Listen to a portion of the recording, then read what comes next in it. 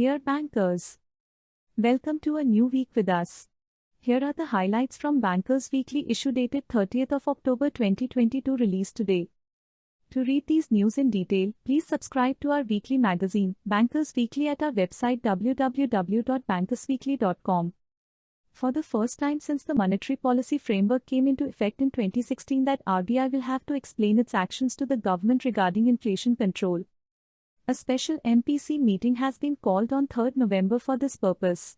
The Central Vigilance Commission has asked public sector banks, undertakings and central government departments to regularly identify sensitive posts and ensure the rotation of officers manning them within the prescribed time limit.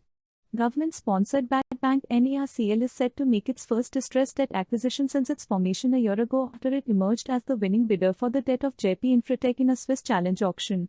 This broadcast of news in banking is brought to you by Bankers Weekly. Please continue listening to news after this small break. Please visit our website www.bankersweekly.com and subscribe to read the complete issue. The banking system saw a net reduction of 2.9 lakh credit cards in September 2022 against 23 lakh in August 2022 as an impact of the RBI guidelines on the closure of inactive cards. For 13 banks that have declared their quarterly earnings, COVID-19 recast loans worth 10,019 crore, mostly retail loans, have turned NPAs in the 6 months to the 30th of September.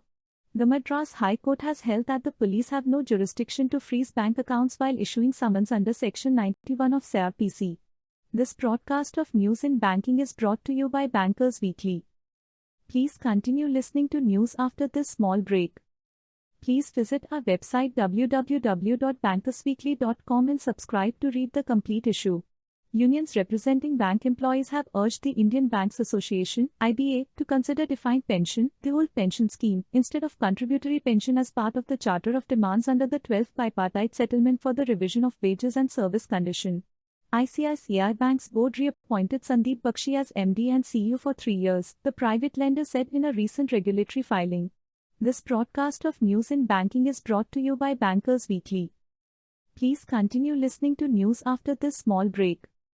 Please visit our website www.bankersweekly.com and subscribe to read the complete issue.